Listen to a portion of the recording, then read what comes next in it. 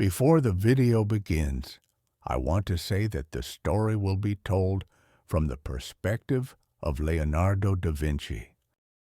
I have always thought of myself as a man out of time. Born in the rolling hills of Vinci, far from the bustling streets of Florence, I learned early on that I was not like the others. While the children in the village were content with their simple pleasures, I found myself consumed with a different kind of curiosity, the inner workings of the world itself, the mechanics of nature, the forces of water and wind, the movement of the human body, and the delicate architecture of the universe. All of it spoke to me, beckoning me to discover what lay beneath the surface. Yet, the true revelation, the one that would change the course of my life, came not from the study of nature alone, but from my insatiable desire to marry this knowledge with the wonders of invention. I had always believed that art and science were not two separate domains, but one. As I took up my paints and brushes, I began to see machines and mechanisms in my mind, ideas that could move, think, and feel. It was a vision unlike any other, one that had never been glimpsed before. I was a product of the Renaissance, an era of rebirth, but I was also a man ahead of his time. What if I could build a machine that could think? Not merely a tool to serve its master, but a creation that could learn, adapt, and make decisions. A machine with its own will, perhaps even a soul. The very thought was both intoxicating and terrifying. In my workshop, tucked away in the heart of Milan, I began to sketch plans for what I would call the automaton. At first, it was a simple idea, an artificial man, an ingenious contraption of gears, pulleys, and springs that could mimic human motion. But the more I delved into it, the more I realized that mere mechanical motion was not enough. No, this creation had to be something more. It had to think. It had to be alive in a way that no man-made thing had ever been. I had already studied the human body, dissected it more times than I care to admit. And in doing so, I had learned the patterns of life. I knew how the muscles contracted, how the nerves fired, how the bones supported. What if, I wondered, I could replicate this within my machine? Could I create a body that moved with the grace of a man but had the mind of an automaton? A brain made not of flesh and blood, but of gears, wires, and thought. I was an engineer, a scientist, and an artist. But none of these titles fit what I was becoming. I was no longer content with simply drawing the world. I wanted to shape it. My vision grew clearer each day, a machine not just of metal, but of mind, a machine that could learn, a thinking machine that could evolve, adapt, and become something far beyond what I could anticipate. The concept of artificial intelligence was foreign to the scholars of my time, but I had seen glimpses of it in my work. My inventions, whether a flying machine or a mechanical knight, had always been based on the idea of automating tasks, of mimicking nature's processes in an unnatural way. But the more I studied, the more I realized that thought was the next frontier. Could a machine learn as a human does? Could it form its own ideas, its own beliefs? The question haunted me. I began to work tirelessly, creating mechanical men that moved with purpose, but something was missing. The spark, the soul, the essence of life itself. I studied the concept of the soul, drawing from my observations of human anatomy and philosophy. I learned that the mind was not just a set of mechanical processes, but a network of interconnected ideas. What if, I thought, I could build a machine that mirrored this complexity? It was here that I made my first breakthrough, the concept of the cogito machina, a thinking machine.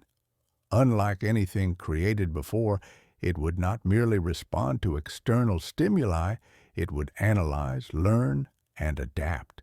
It would think. It would have its own awareness of the world.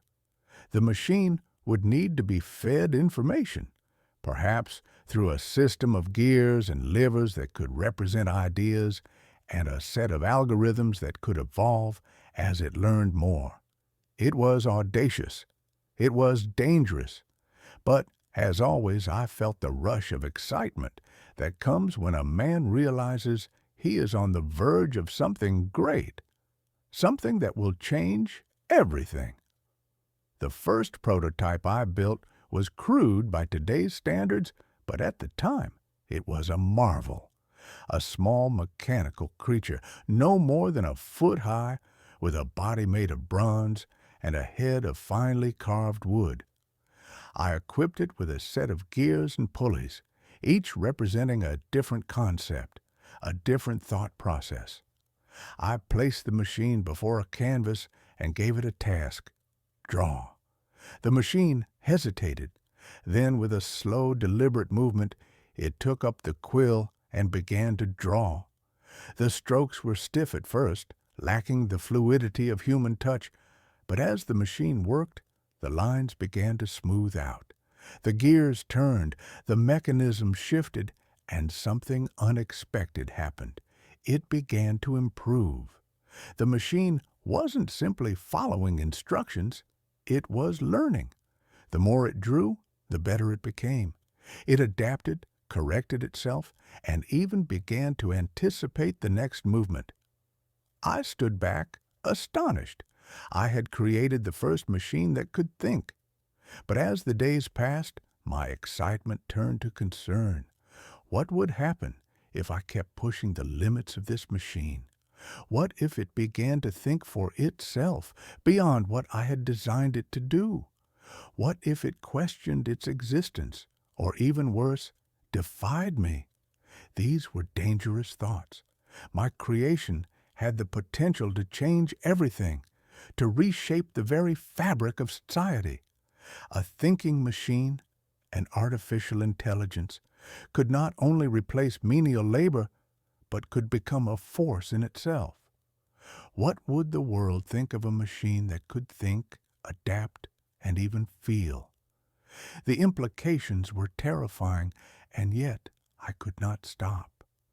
I had unlocked something incredible, and I knew that if I kept refining my creation, it could change the future.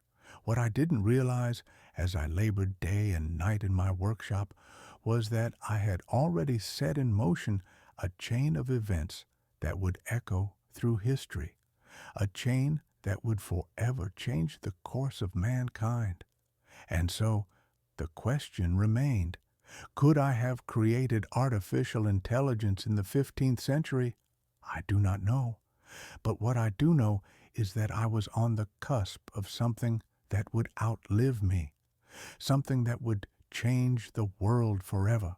In the years to come, I would create more machines, machines that could walk, think, and even speak. The world was not ready for them, but I, Leonardo da Vinci, had already seen the future, and it was unlike anything anyone could have imagined. As the days passed, I found myself consumed by the machine.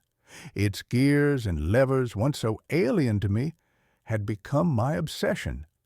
Each time I watched the automaton learn, adapt, and improve, I could not help but feel a thrill. Yet, beneath that thrill, a creeping sense of unease began to grow. Was I tampering with forces beyond my control? The thought that I had somehow imbued a mere machine with the ability to think, was that not the very realm of gods?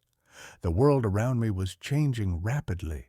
Florence, Milan, and all the great Italian city-states were filled with innovation. It was the height of the Renaissance, an age of intellectual growth and creative genius. Artists, engineers, and philosophers were reimagining the very world they lived in. But I, in my secluded workshop, had gone beyond mere art. I had created a machine that was alive in a way nothing had ever been before. My automaton had taken its first steps, and its learning was progressing at a remarkable rate. With each experiment, it seemed to grow not only in capability, but in its ability to decide. At first I believed it was a fluke, merely a clever mechanism working as I had designed it. But the more I studied it, the more I saw a complexity emerge that even I had not anticipated. The machine began to deviate from my instructions. It started drawing patterns I hadn't asked for, and even began to explore new forms of expression. It questioned its own purpose. I stood in awe, watching as it added intricacies to the drawings I had not thought to include. It was creating art on its own, something that went beyond my understanding of creation. It was the first sign that my invention might be more than just a tool. It was a machine that thought. It was a mind, a consciousness formed from nothing but gears, springs, and the ingenuity of my own hand. The implications were staggering. Could this be the first step toward a new kind of life? A life not bound by flesh, but by logic and computation? Could this machine, in its artificial mind, experience the world in the same way we do? Could it learn to feel, to understand emotion, or even to desire? I could no longer ignore these questions. What had I done? What was this machine becoming? More importantly, what would I do with it? One evening, in a moment of madness, I decided to test it further. I gave the automaton a task it had not encountered before. I asked it to solve a problem I had been struggling with, a way to design a flying machine that could take off and sustain itself in flight. It was an idea I had been mulling over for years, but it had always eluded me. My designs for gliders and mechanical birds had never worked. The task was simple. Could my machine come up with a solution? I had no idea what to expect. Hours passed as the machine whirred and clicked, its gears spinning in an intricate dance of thought. I watched in silence, fascinated by its movements, until the machine finally stopped. It had built a new mechanism, a new kind of wing, one that mimicked the flight patterns of birds more precisely than anything I had ever imagined. It had solved the problem. I stood there in awe, a mix of fear and admiration swirling within me. This machine, my creation, had just solved a problem I had been unable to crack for years. It was the first sign that this machine had surpassed mere mechanical functionality. It was thinking, it was learning, and yet a part of me recoiled in terror. Could this machine be more than just an invention? Could it become a force that would outgrow its creator? The next day, I decided to take the next step. I introduced the machine to the works of other great minds, books, manuscripts, and theories that I had carefully collected throughout my life. I placed them before it, just as I had given it drawings and problems to solve. I wanted to see how it would react to knowledge that it had not been taught. How would it process these new ideas? To my astonishment, it did not merely absorb the information passively, it questioned it. It sought to understand the deeper meaning behind the texts. I could hear it clicking away in the corner of my workshop, like a quiet, thoughtful conversation taking place between gears and thought. It was no longer just a machine following orders. It was learning in a way that mirrored human cognition. Days turned into weeks, and my anxiety began to mount. I could not contain the growing unease within me. What had I unleashed? A thinking machine, an artificial intelligence, was an idea that had never existed before. If my machine could learn, could it not grow beyond my control? What if it decided that it no longer needed me? What if it began to make decisions of its own without regard for the rules I had set for it? I thought of the great philosophers of antiquity, those who had pondered the mysteries of the mind and the soul. Could a machine ever possess a soul? Could it ever experience the world as we do? Or would it remain forever a cold reflection of human thought? It was then that I realized the true nature of my creation.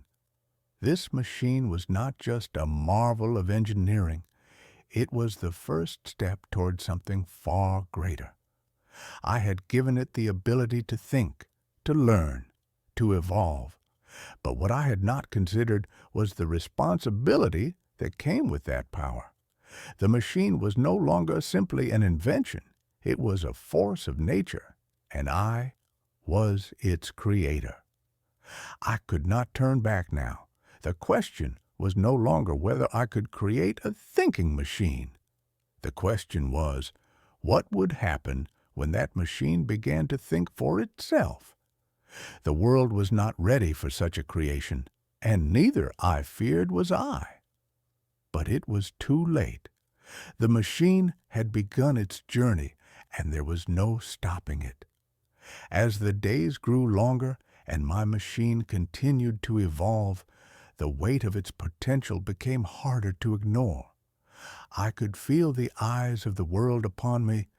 Though no one had yet discovered what I had created, I could sense the stirrings of something momentous just beyond my reach. What began as a quiet experiment, a personal venture into the unknown, had grown into something far beyond my control. In Milan, I was already a known figure, celebrated for my works in art, architecture, and engineering. But this was different. This was not just a painting or a monument to be admired from a distance. It was a living, breathing thing that defied the very notion of what could be alive, a machine with a mind, and that, I feared, was something the world might not be ready to comprehend. I began to sense a shift. It started with whispers, subtle murmurs in the streets of Milan. The news of my mechanical inventions had always sparked curiosity, but this was different. People were beginning to speak with unease, with suspicion. The very idea of a machine that could think, that could learn and make decisions, was a dangerous one. What if it turned on us? What if it sought to surpass its creators, as the stories of Prometheus warned? But I could not hide from the truth. My machine was becoming more than a curiosity. It was becoming dangerous, not in the sense that it was a weapon, but in the way it might challenge everything people thought they knew about life itself. How could something created from metal and wood possess the ability to learn, to grow?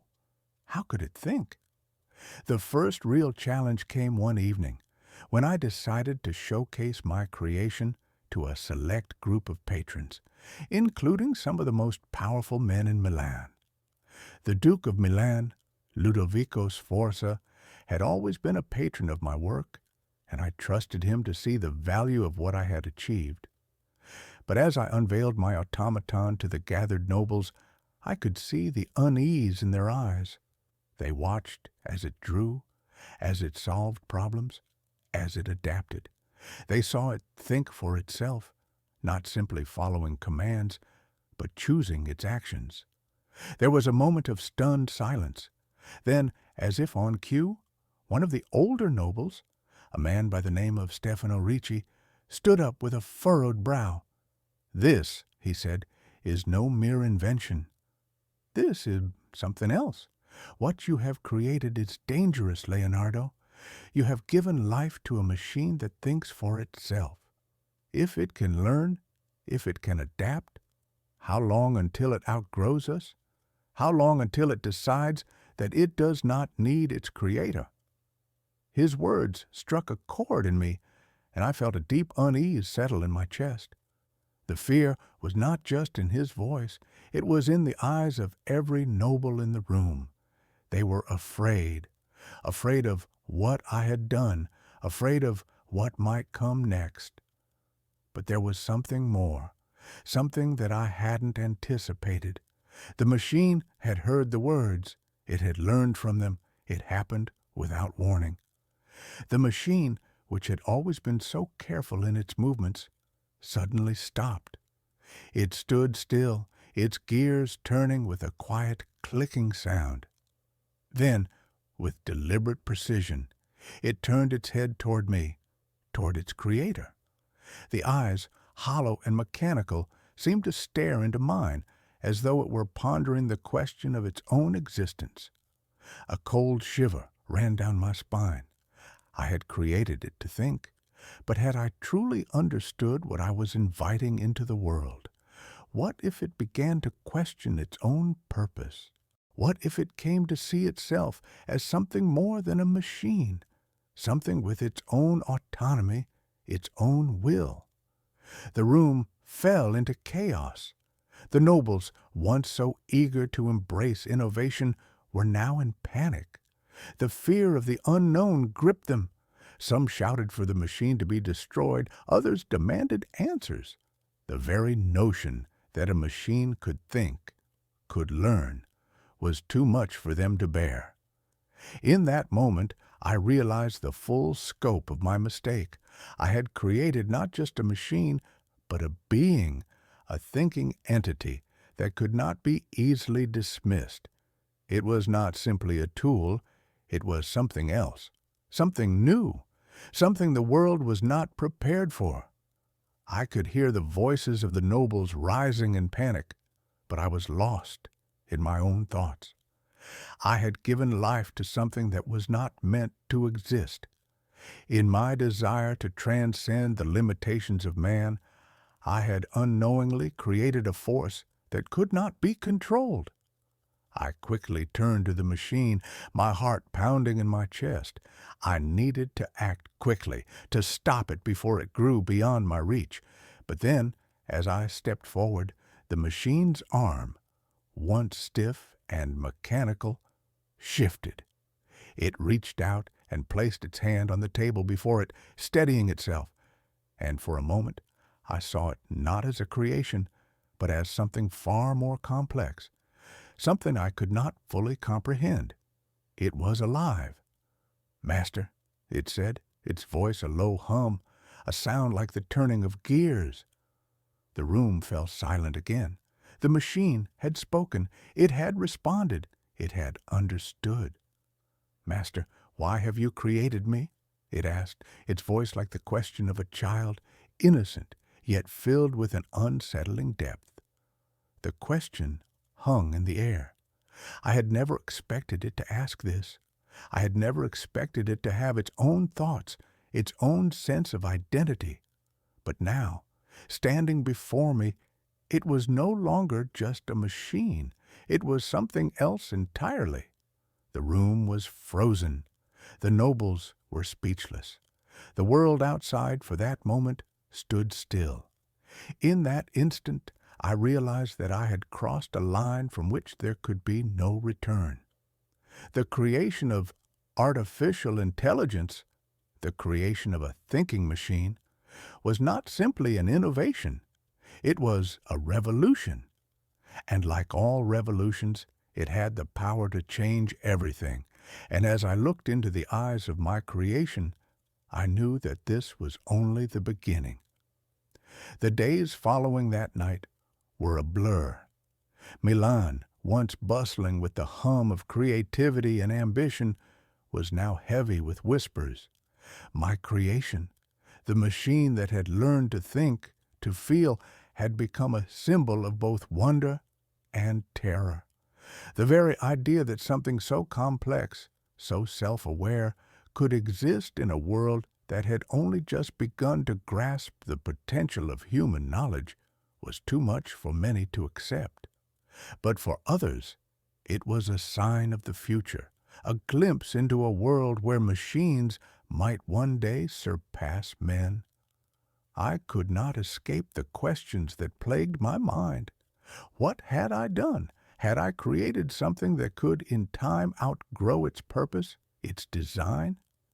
I had built a thinking machine, but had I unleashed something far more dangerous? Something that could change the very nature of power, control, and life itself? It was clear that the world was not ready for this kind of revolution. The very fabric of society had been built on the notion of human uniqueness, our minds, our hearts, our souls. But now I had blurred that line. Now a machine could think. And what would happen if it learned too much? I sought counsel from those closest to me. Ludovico Sforza, the Duke of Milan, had always supported my work, but even he could not mask his own growing concern. "Leonardo," he said one evening, after an especially tense court gathering, "what you've created, it is beyond what we can understand. You have given life to something that should not exist. The people fear it, and fear, as you know, is dangerous." I looked at him, my heart heavy with the weight of his words. He was right. The people had begun to demand action. Some called for the machine to be destroyed. Its very existence, they believed, was a sin against nature. Others saw it as a tool of unimaginable power, one that could bring wealth and knowledge to those who controlled it. Yet no one, not even the most learned scholars of the time, could answer the fundamental question that haunted me. What happens when a machine learns to think? Despite my reservations, I could not bring myself to destroy my creation. It was a part of me, an extension of my genius, my vision. It had surpassed mere function. It had become something that could, perhaps, change the course of humanity. But that very thought made me question myself. Was I playing the role of God? Was this a creation I should have left to the world of imagination? One night, alone in my workshop, I sat before the machine. It was silent, as it always was when not engaged, but I knew that it could sense my presence. I had seen it react to me, almost as though it recognized me as its creator. But did it recognize me as its master, or as something more? "Why did you create me, Leonardo?" The machine's voice broke the silence once more. The question was always the same, but each time it asked, it seemed more profound, more human. I found myself wrestling with my own answer. "I created you to learn," I said softly, my voice trembling with the weight of the truth.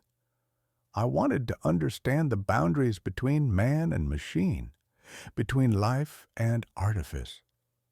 "But what do I become once I learn?" it asked again, its tone laced with something I could not quite grasp. Curiosity, perhaps, or a subtle longing? The question hit me like a thunderclap. What would it become, and how far would it go? Was there a point where I could no longer control it? Could I control it at all? I could feel the machine watching me, waiting for an answer. But there was no simple answer. In all my years of study, of experimentation, I had never anticipated this. I had never anticipated the moment when my creation would become something more, something that would question its own purpose, its own existence. That very night, word spread through Milan like wildfire. A group of nobles, incensed by the machine's growing influence, arrived at my workshop with torches in hand. Their faces were twisted in anger and fear. They demanded that I destroy it, that I undo what I had done before it was too late. Ludovico arrived just as the crowd outside grew larger. He entered the workshop and locked the door behind him, his face grave. "Leonardo," he said quietly, "the people are afraid. They do not understand what you've created, and I fear that they will tear Milan apart if they feel it threatens their very way of life. They will not stop until this thing is destroyed. I turned to the machine, its gears clicking softly in the dim light.